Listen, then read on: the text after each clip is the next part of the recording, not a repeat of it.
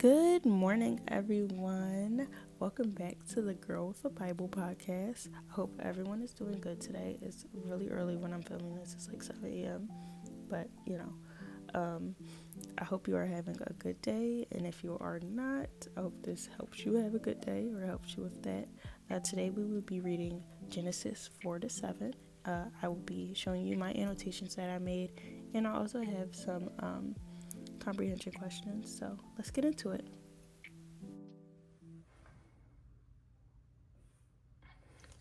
The man was intimate with his wife Eve, and she conceived and gave birth to Cain.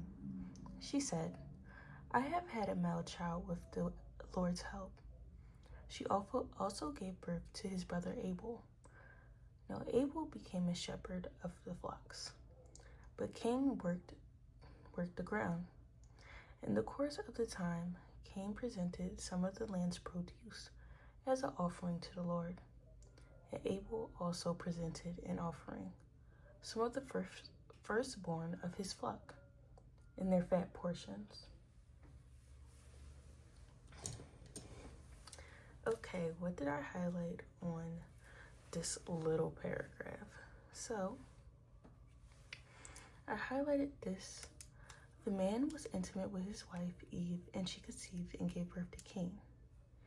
I have had a male child with the Lord's help. I like this part because it showed that even though the fall happened and sin was committed, God still is letting them multiply and be fruitful, and he's going on with his plan for humanity. He still has some type of faith in humanity. So this is like very hopeful for me, and it just shows love, between Adam and Eve and between God and Eve, God and, humanity. What's the other thing that I highlighted? Okay. So this part is very important. Cain presented some of the land's produce as an offering to the Lord, and Abel also presented an offering, some of the firstborn of his flock and their fat portions. As you can see, Abel presented, the best of what he had to the Lord, but Cain only, halfway presented some. And that's just showing that Cain didn't show as much devotion as Abel did. Abel really gave his best and most valuable to God. And it just shows that you cannot be halfway with God, You have to give him your best each time. You have to go hard, and you cannot just give him, scraps and think that he's going to take it, because he is our God. So let's see. The Lord had regard for Abel and his offering, but he did not have regard for Cain and his offering. Cain was furious, and he looked despondent. Then the Lord said to Cain, "Why are you furious, and why do you look despondent? If you do what is right, won't you be accepted? But if you do not do what is right, sin is crouching at your door. Its desire is for you, but you must rule over it." And we have an appearance by the cots. Come on, Shashay, get off. Cain said to his brother Abel, "Let's go out to the field." And while they were in the field, Cain attacked his brother Abel and killed him. Then the Lord said to Cain, "Where is your brother Abel?" "I don't know," he replied. "Am I my brother's guardian?" Then he said, "What have you done? Your brother's blood cries out to me from the ground. So now you are cursed, alienated from the ground that opened its mouth to receive your brother's blood you have shed. If you work the ground, it will never again give you its yield. You will be restless, wanderer on earth." But Cain answered the Lord, "My punishment is too great to bear. Since you are banishing me today from the face of the earth, I must hide from your presence and become a restless wanderer on earth. Whoever finds me will kill me." Then the Lord replied to him, "In that case, whoever kills Cain will suffer vengeance 7 times over." And he placed a mark on Cain so that whoever found him would not kill him. Then Cain went out from the Lord. Then Cain went out from the Lord's presence and lived in the land of Nod, east of Eden. So what did I highlight in this section? It's a small section, but it's a lot packed into it. So in this first section, I highlighted the words of God when he says, "Why are you furious? Why do you look so desperate? If you do what is right, why won't you be accepted? If you do not do what is right, sin is crouching at your door." So that first part, I think that means like God is like asking him a question like, do you feel like you gave enough to me? Like, if you feel like you do, why are you so upset? Like, why are you furious? Why are you jealous? You know? And he's trying to like make him see like, hey, you should be offering more just like your brother. You should reflect on yourself and see like, hey, did I do the best that I could do for God? But obviously Cain didn't feel that way. And then in the second part, God gives Cain just a warning about his anger and how it leads to sin and how sin is like coming for him, but he has to roll over it. So what I put is that anger, often leads to sin, and like the consequence of anger is usually sin. And then over here, I put sin wants to have us, but we must resist because we have the power. So right here, God is telling you that you have the power to rule over sin. Its desire is for you, but you have the power to rule over it. So I really like that one, and I think it's something that I'm definitely going to take with me, every day. Sin is looking for you, but you must, take control over it and walk the path of God. Another thing that I highlighted is, "I don't know," he replied. "Am I my brother's keeper?" So this is the same thing that we saw with Adam and Eve. It's kind of like a repeating response. The way that Adam was like, "Oh, I didn't, Eve gave me, my wife gave me the fruit to eat. It wasn't me." It's that same avoidance when he said, am I my brother's keeper? I don't know. And he's lying to God, but God already knows what he does, because in the next line he says, what have you done? So yeah, this is another way of how sin leads us away from God. He's lying to God. He's, avoiding God, avoiding the consequences. So that's another good point.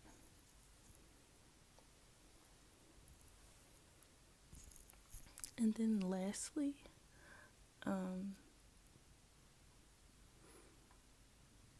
this is another one.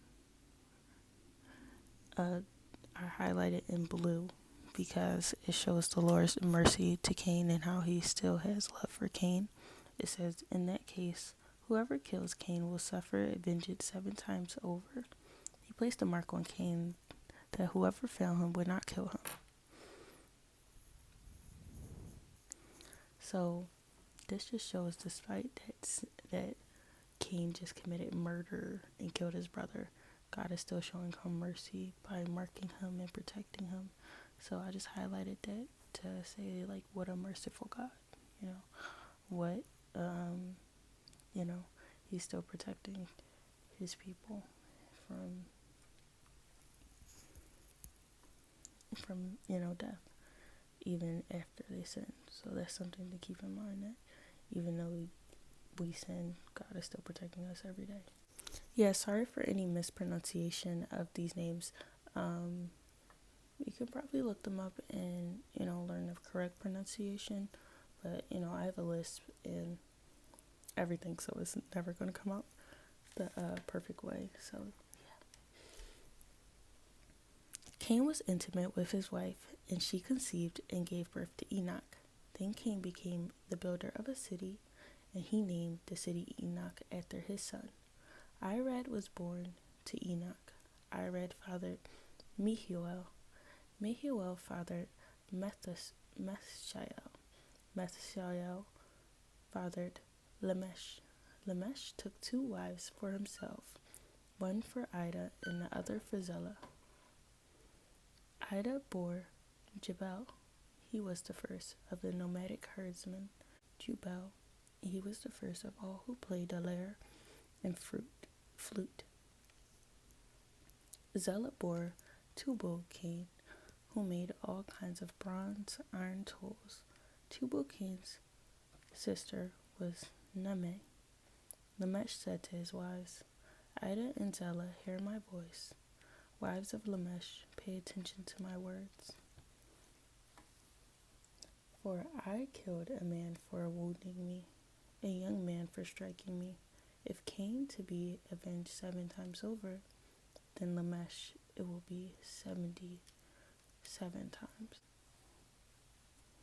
Adam was intimate with his wife again, and she gave birth to a son, and a son named him Seth. For she said, God had given me another offspring. Okay, so here I highlighted that God gave Adam and Eve another son, continuing his plan for humanity despite the sin that happened. So this is just showing God's faithfulness to humanity, and he's like, hey, I'm going to continue my plan despite the sin of humans, So he still has faithfulness in humanity, so this makes me feel nice, so I highlighted that. Okay, stepping into another mirror moment. So the first question is, how do I respond when I feel God challenges or corrects me, like King's moment of warning? How do I respond in moments of anger, jealousy, or hurt? What were the outcomes of that? So in that question, I think I know I can relate to doing things out of anger, jealousy, or even because you're hurt. It may not be as severe as what Cain did, but it could have dangerous outcomes or really hurtful outcomes for someone you love. You may lash out and say something you don't mean, saying that you hate someone you love. So really think back to those times and think of what were the outcomes. Okay, the next question is, how can I give God my best offering in my work, relationships, or time? Okay, so that's it for the reflection questions. Now let's get into the activity. So in situations this week where you would normally feel angry or upset, write down how you feel in your phone and talk to God about it instead of reacting. So instead of getting angry or lashing out or saying things, talk about it to God and see if there's a different outcome. In place of Abel, since Cain killed him, a son was born to Seth also.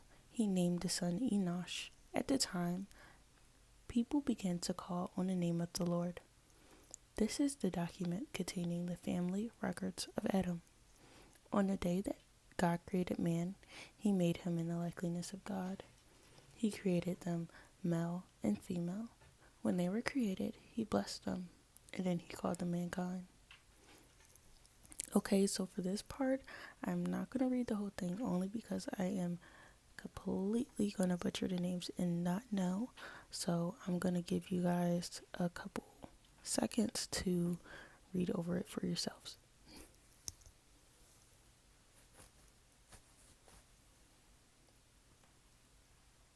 Okay, so what did I highlight from this passage? So first, I highlighted Enoch walked with God. Then he was not there because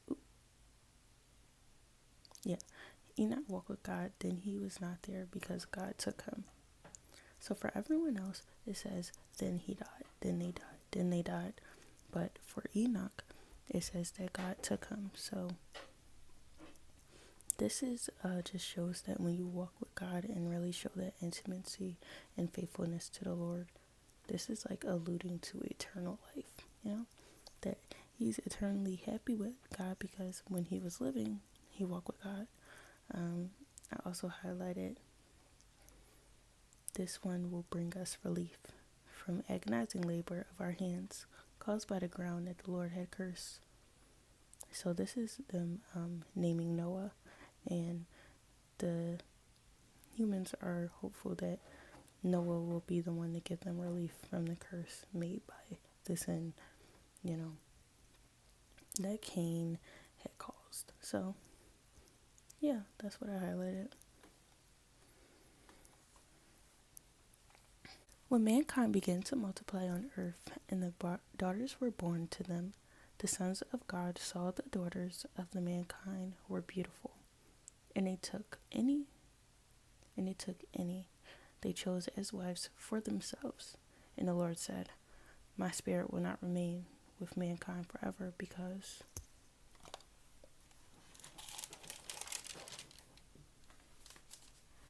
they are corrupt. Their days will be 120 years. The Nephilim were on the earth both in these days. And afterward, when the sons of God came to the daughters of mankind, who bore children to them, they were the powerful men of old, famous men. When the Lord saw that human wickedness was widespread on earth, and that every inclination of the human mind was nothing but evil all the time, the Lord regretted that he had made man on earth. He was deeply grieved. And then the Lord said, I will wipe mankind, whom I created, off the face of the earth, together with animals, creatures that crawl, and birds of the sky. For I regret that I made them. Noah, however, found favor with the Lord. These are the family records of Noah, this man, blameless among his contemporaries. Noah walked with God, and Noah fathered 3 sons, Shem, Ham, and Japheth. Now the earth was corrupt in God's sight. The earth was filled with wickedness. God saw how corrupt the earth was, for every creature had corrupted his way onto earth. Then God said to Noah, I have decided to put an end to every creature, for the earth is filled with wickedness because of them. Therefore I am going to destroy them all along with the earth. Make yourself an ark of jopar wood. Make rooms in the ark and cover it with pitch inside out. This is how you are to make it. The ark will be 450 feet long, 75 feet wide, 45 feet high. You are to make a roof, finishing the sides of the ark with 18 inches of roof. You are to put a door in the side of the ark. Make it with lower, middle, and upper decks. Understand that I am bringing a flood.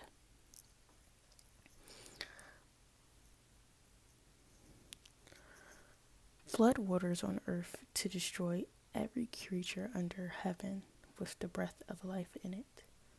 Everything on earth will perish, but I will establish my covenant with you. You will enter the ark with your sons' wives, and you are also to bring the ark 2 of all the living creatures, male and female, to keep them alive with you. 2 of everything, from birds according to their kinds, from livestock according to their kinds, from animals that crawl on the earth according to their kinds, will come to you so you can keep them alive. Take with you every kind of food that is eating. Gather it as food for you and for them. And Noah did this. Noah did everything that God commanded him. Okay, so what did I highlight in this section?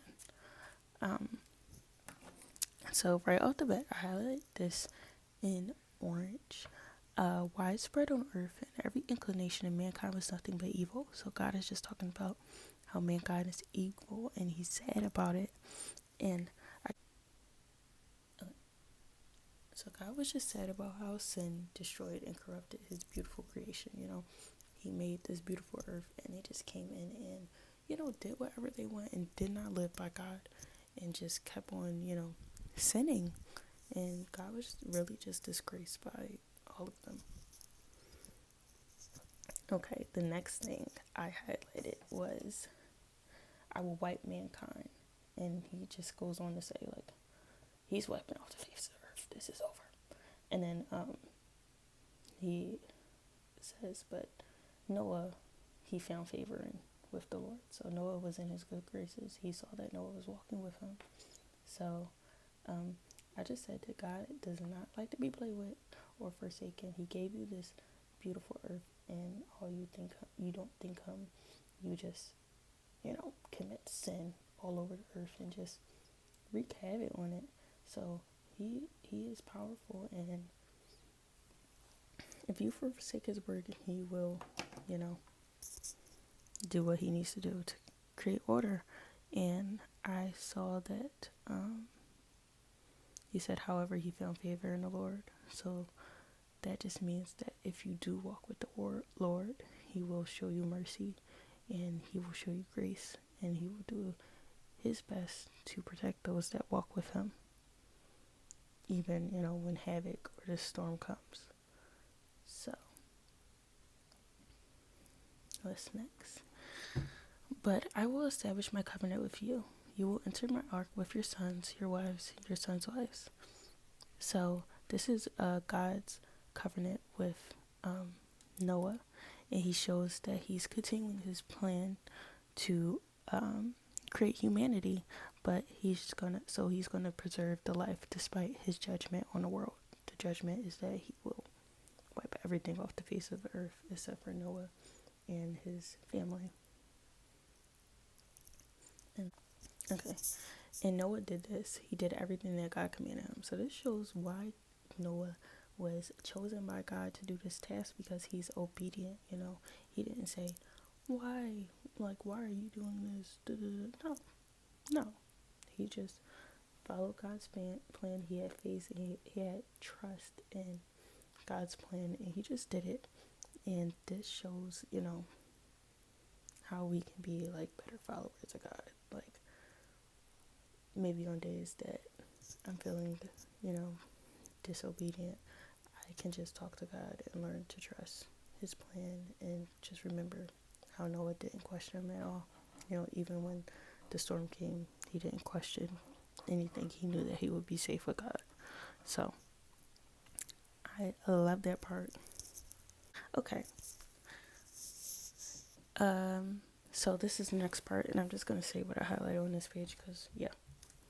Then the Lord said to Noah, enter the ark, you and all your household, for I have seen that you alone are righteous before me in this generation. You are to take with you 7 pairs, a male and his female, of all the clean animals, and 2 animals that are not clean, male and female. So,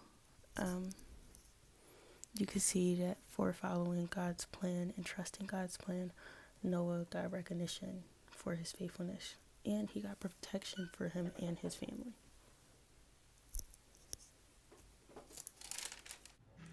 Okay, now for another of our mirror moments. I'm actually loving these. I don't know about everyone else, but I am. What are areas of my life that needs God's cleansing or renewal? How can I grow in obedience even when it feels challenging? So for the second question, I actually want to share something that I thought about while, reading it. I thought of, just a horrible time in my life where I really just was upset, angry, or even scared. And I just think of God covering me just like how he covered Noah in that ark, Noah and his family in that ark. And once I thought about it that way, I really, feel like in those moments, if I envision it, I will be secure. Even though situations may be scary, I will still have God on my side. So I think just envisioning God holding you so that you can, feel his presence more in those moments makes it so much better. Okay, so next we're going to do our activity. Commit to one small act of obedience today. It could be showing kindness, forgiveness, or stepping out into faith and getting closer to God.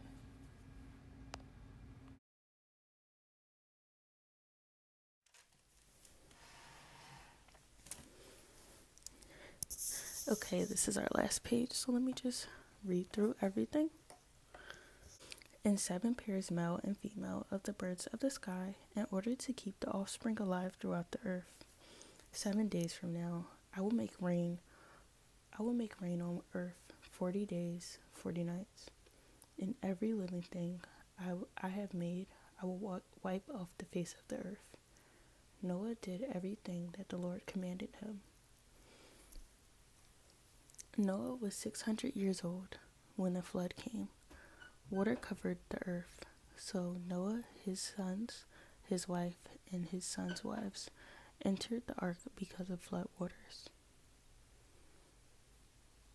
From the animals that are clean, from the animals that are not clean, and from the birds and every creature that crawls on earth, 2 of each, male and female, came to Noah and entered the ark, just as God had commanded him. 7 days later, the flood waters came on the earth. In the 600th year of Noah's life, the second month, on the 17th day of the month, on the day of all sources of the vast watery depths burst open, the floodgates of the sky were open, and the rain fell on the earth 40 days and 40 nights. On that same day, Noah fell on the earth. On that same day, Noah and his 3 sons, Shem, Ham, Japheth, entered the ark along with Noah's wife and their 3 sons' wives.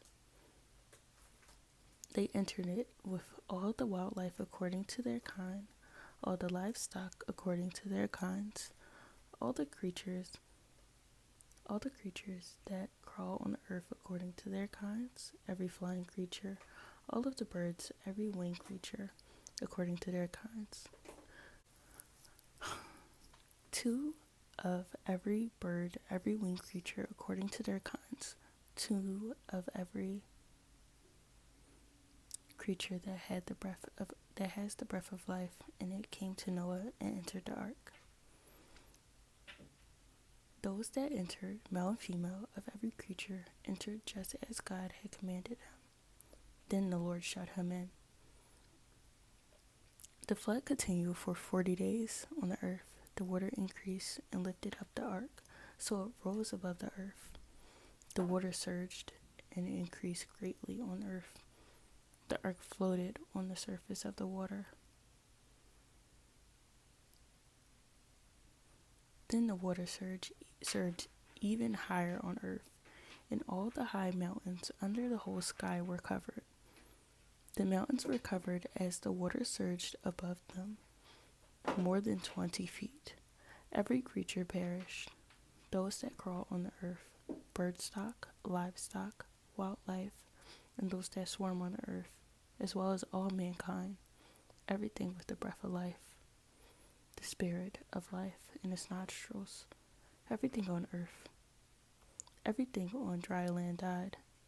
He wiped out every living thing that was on the face of the earth, from mankind to livestock, to creatures that crawl, to birds of the sky, and they were wiped off the earth.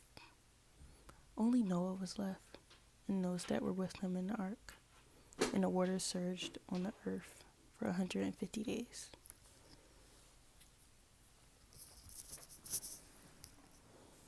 Guys, if you hear any wrestling in the background, that is my cat. She is completely, I don't know, she's just doing her own thing right now, so we're just gonna let her. Alright, so next, I highlighted how God let Noah, his son's wife, and his son's wife go into the ark. And I just highlighted that in pink because that shows how important relationships are to God and how they are still in the plan for, humanity even after sin. So relationships are a gift. So this was important for God's plan, obviously, because he allowed, everyone's wives, in there to be with them. And then I highlighted, then the Lord shut him in. God really put a protection over Noah because he cared about him, and Noah was the only one that really had faith and that was walking with God. So he really protected him and everything that he loved from the storm, and really put his arms around him to show him, I have the power to protect you from things like this. There's no need to be afraid. So then the Lord shut him in. That was, a good line. And then the mountains were covered. The water surged above them more than 20 feet. So this just shows the totality of God's judgment. Like, he is wiping out everybody. He is, he is done. This is the totality.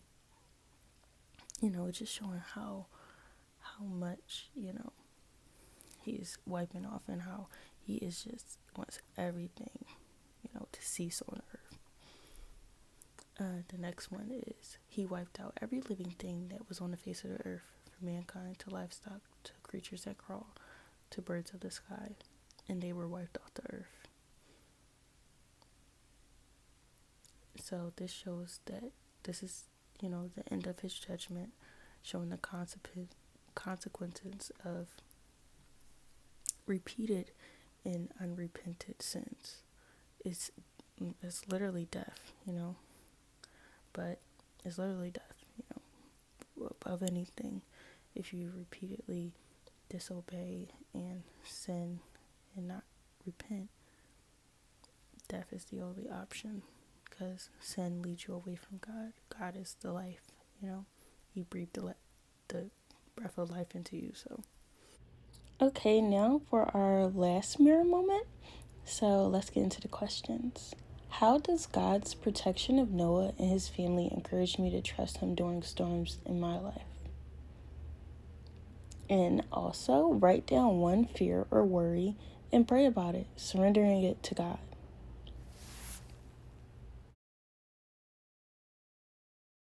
So that was the end for our Bible study today. I want to thank you for listening, and I just want to let you guys know that the quality will get better over time, as I work a few kinks out. So please bear with me. But thank you so much for listening. I hope you have a great day.